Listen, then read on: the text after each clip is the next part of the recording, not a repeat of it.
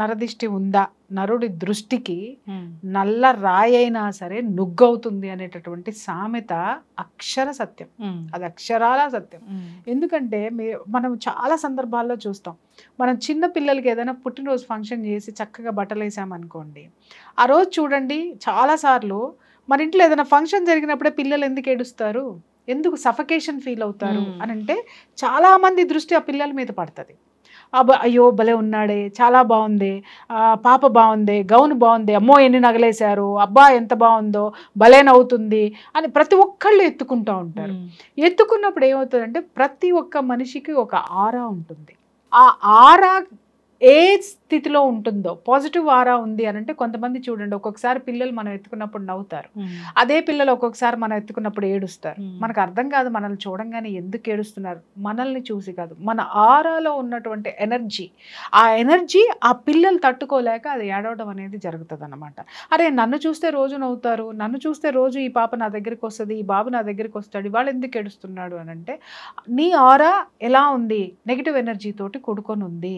దాన్ని బట్టే ఆ ఎనర్జీని ఆ బిడ్డ భరించలే, ఆ బిడ్డ ఆరా తట్టుకోలేక ఏడవడం, అంటే నాకు అక్కర్లేదు అనేది తన భాషతో తను చెప్తుంది చిరాకుతో. అలాగే మనం కూడా చాలా బాగా చక్కగా రెడీ అయ్యి బయటికి వెళ్తాము, ఫంక్షన్కో దేనికో వెళ్తాము, ఇంటికి రాగానే ఒళ్ళంతా బరువు అనిపిస్తుంది, మనసంతా చికాకు అనిపిస్తుంది, లేదా తలనొప్పి అనిపిస్తుంది, లేదు అనంటే అరిచేస్తూ ఉంటాం ఒకళ్ళ మీద ఒకళ్ళకి. ఫ్రెష్గా వెళ్ళి స్నానం చేసి రండి, హాయిగా ఎందుకు అనిపిస్తుంది అంటే ఆ మనం ఒక ఫంక్షన్కి వెళ్ళినప్పుడు మనల్ని చూసినటువంటి చూపులో అది అసూయ కావచ్చు, ద్వేషం కావచ్చు, ప్రేమ ఉంటే పాజిటివ్ ఎనర్జీ వస్తుంది. మిగిలిన ఆ నెగిటివ్ థాట్ కానివ్వండి, నెగిటివ్ ఎనర్జీస్ కానివ్వండి మనకి యాడ్ అయినాయి అంటే అది మన ఆరా తీసేసుకుంటుంది వాటన్నిటిని, weather that is positive or negative. తీసుకున్నప్పుడు స్నానం చేయడం వల్ల వచ్చేటటువంటిది ఏంటి అంటే, స్నానం చెయ్యగానే ఫ్రెష్గా ఎందుకుంటామంటే ఆరా మొత్తం క్లీన్ అయిపోతుంది, వాటర్ క్లీన్ చేస్తుంది, పంచభూతాలు క్లీన్ చేస్తాయి అన్నమాట, ఆరా క్లీన్ చేస్తుంది. అలాగే కొంతమంది పిల్లలు ఏడుస్తున్నప్పుడు పెద్దవాళ్ళు గబగబా ఉప్పు తీసుకొని వచ్చి వాళ్ళకి దిష్టి తీసేసి ఆ ఉప్పు పడేస్తారు. చాలా 99% పిల్లలు ఆ దిష్టి తీసేయగానే కామ్ అయిపోతారు. అమ్మా ఎంత దిష్టి తగిలిందోనమ్మా బిడ్డకి అని మాట్లాడతాం. అంటే ఆరా క్లీన్ చేయటం, దిష్టి తగలటం వల్ల ఏం జరుగుతుందండి, ఉప్పులో ఏముందంటే ఉప్పులో ఉన్నటువంటి ఎనర్జీ నీ ఆరాని క్లీన్ చేసేస్తుంది. వాక్యూమ్ క్లీనర్ తో ఇల్లు ఊడ్చినప్పుడు కనుక అది సక్ చేసేస్తుంది చూసారా, దాంట్లో ఏముంది, గాలికి ఏముంది, శక్తి ఉంటేనే కదా దాన్ని క్లీన్ చేసింది. అలాగే ఈ ఉప్పులో కానివ్వండి, ఎండుమిర్చి అనేటటువంటిది, తర్వాత చీపురు అనేటువంటి వీటికి కొన్ని ఎనర్జీస్ ఉంటాయి, నెగిటివ్ ని క్లీన్ చేసేటటువంటి ఎనర్జీస్ ఉంటాయి. ఆ ఎనర్జీస్ తోటి క్లీన్ చేయటం వల్ల సెట్ అవుతారు. హెల్త్ అయినా సరే వాళ్ళు ఇంకా ఇంకా ఇంకా ఏడుస్తున్నారు అంటే అప్పుడు హెల్త్ ఇష్యూ ఏమన్నా ఉందేమో అని చెప్పేసి డాక్టర్ దగ్గరికి తీసుకెళ్దామో, లేకపోతే ఆకలేస్తుందేమో పాలు ఇచ్చి పడుకోబెడతారు పిల్లలకైతే. పెద్దవాళ్ళకైతే మనం స్నానం చేసామంటే నెమ్మది వస్తుంది, లేదు పెద్దవాళ్ళకు కూడా దిష్టి తీసేసి పక్కన పెట్టేస్తూ ఉంటారు. అట్లా మనము సాల్ట్ వాటర్తో స్నానం చేసిన క్లెన్సింగ్ అయిపోయి ప్రశాంతత అనేది ఉంటుంది. తర్వాత మనం నిద్రపోయామనుకోండి, ఆ నిద్రలో హీలింగ్ అనేటటువంటిది మనం యూనివర్స్ నుంచి తీసుకున్నటువంటి కాస్మిక్ ఎనర్జీ తోటి హీల్ అవుతాం, తర్వాత బయటపడతాం. ఇంతవరకు బాగానే ఉంటుంది, చిన్న చిన్నగా ఉప్పు తిప్పేసుకోవడం ఇలాంటివి. Yes exactly. అంటే మీరు అనొచ్చు ఇప్పుడు అందరూ చాలా మంది మీరు అన్నారు ఈవిల్ అయ్యి ఒకటి వేసుకుంటున్నారండి, మెళ్ళో వేసుకుంటున్నారండి అని అంటే నాకు ఒక్కొక్కసారి అనిపిస్తుంది ఇవన్నీ చూస్తే అక్కర్లేదమ్మా, అవసరం లేదు. ఎందుకంటే ఇవన్నీ ఎందుకు వేసుకుని తిరుగుతున్నారంటే నువ్వు వేసుకున్నావు, నాకుందేమో, నేను వేసుకుంటే బాగుంటానేమో, లేకపోతే నా దగ్గరికి వస్తుందేమో, రాకుండా ప్రొటెక్షన్, ఇలాంటివి. అంటే దాన్ని ఏమంటారు, ఒకళ్ళని చూసి ఒకళ్ళకి దగ్గు జలుబు పాకినట్టుగా ఇలాంటి జాడ్యాలు కొన్ని పాకుతూ ఉంటాయి. అన్ని ఈవిల్ ఐలు కట్టేసుకోవాలి, లేకపోతే ఇంకోటి చేసేసుకోవాల్సిన అవసరం లేదు. ప్రొటెక్షన్ నేను నిజంగా చెప్తున్నాను, తాయెత్తులు కానివ్వండి, ఏనా కానివ్వండి, అందరూ ఎవరి నమ్మకం వాళ్ళది. కానీ అదే పనిగా కొంతమంది కడతానే ఉంటారు. ఆరా క్లీన్ చేసుకోండి. ఆరా క్లీన్ చేయటం అంటే ఏంటి అని అంటే చక్కగా కూర్చొని సాయంత్రమో పొద్దునో స్నానం చేసిన తర్వాత ఒక్క 10-15 నిమిషాలు మెడిటేషన్ చేయండి.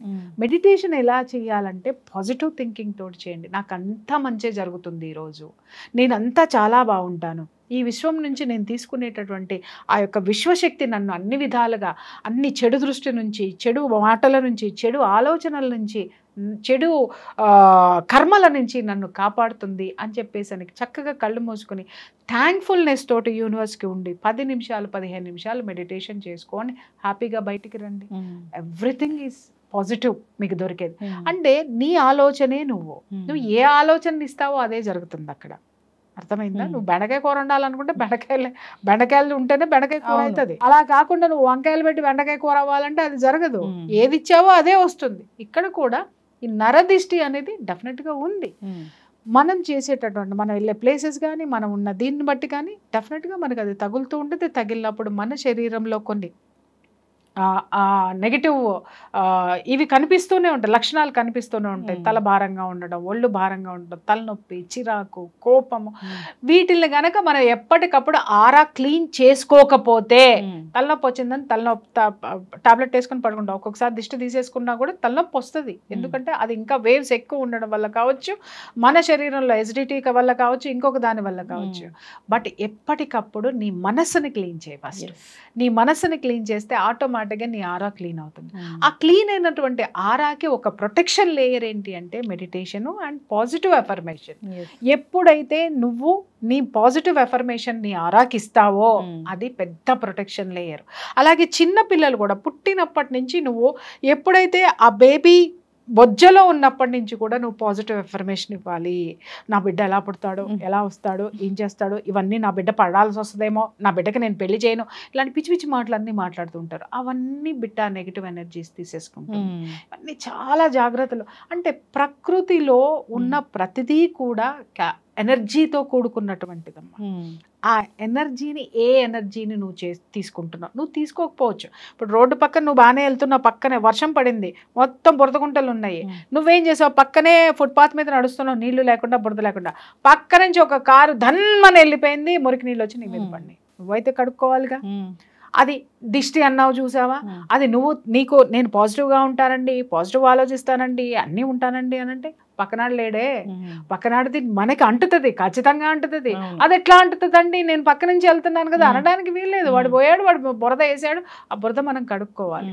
సో ఇట్లా మనం చేసేటటువంటి పనుల వల్ల కానీ, మనం ఎదుర్కొ వ్యక్తుల గురించి కానీ, మన చుట్టూ ఉన్న వాతావరణాన్ని బట్టి కూడా నరదిష్టి అనేది డెఫినెట్గా ఉంటుంది. ఎందుకంటే ప్రతి ఒక్కళ్ళది పాజిటివ్ ఎనర్జీ ఉంటుంది.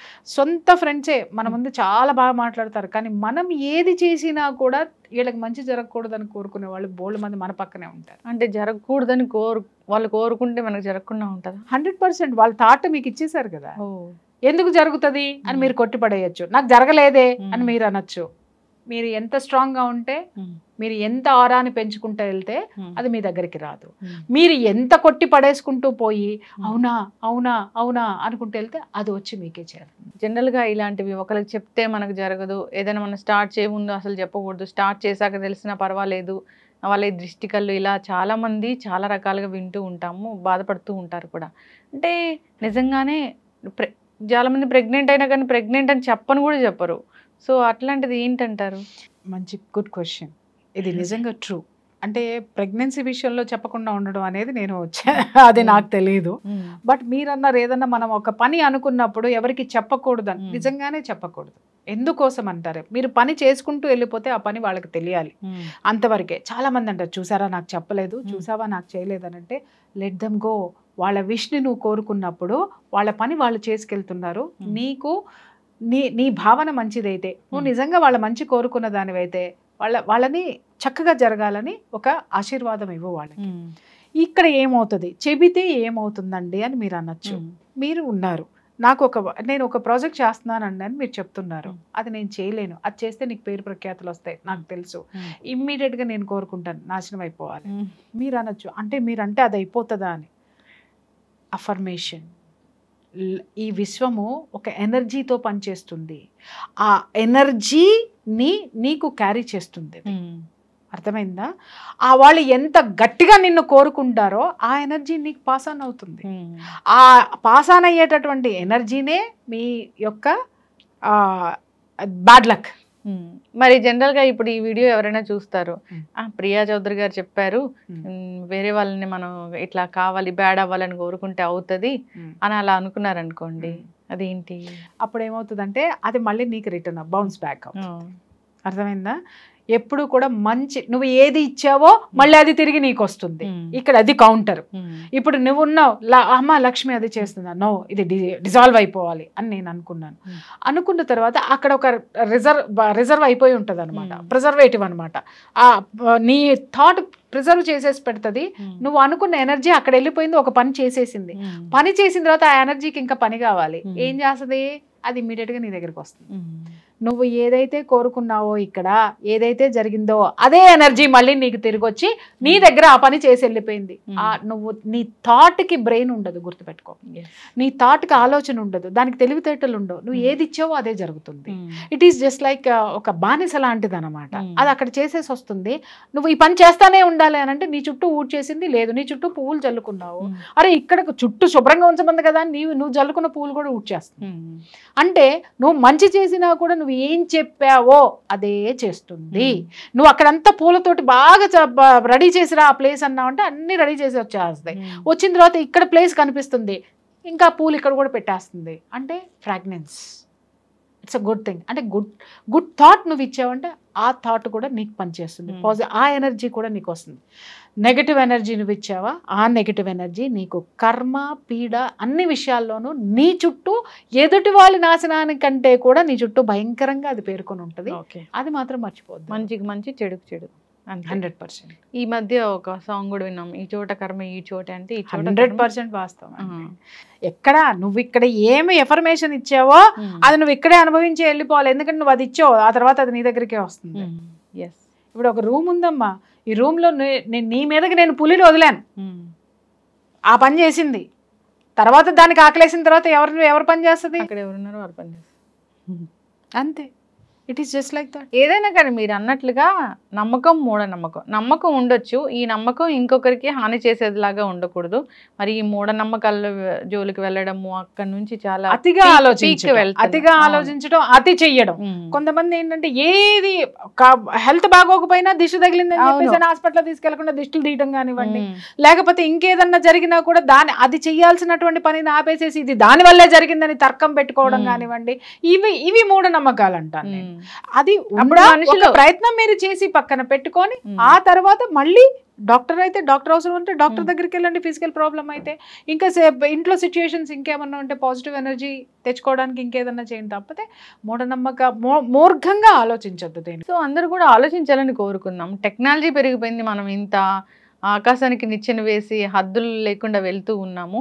సో అయితే ఏదైనా కానీ మన పెద్దలు ఏదైనా అంతరిక్షంలోకి రాకెట్ ని పంపించేటప్పుడు కూడా అమ్మవారికి నమస్కారం చేసుకునే పంపిస్తారు, మర్చిపోవద్దు. అంటే ఈ విశ్వం యొక్క ఆశీస్సులు కావాలి, ఒక ఎనర్జీ ఉంది, పాజిటివ్ ఎనర్జీ.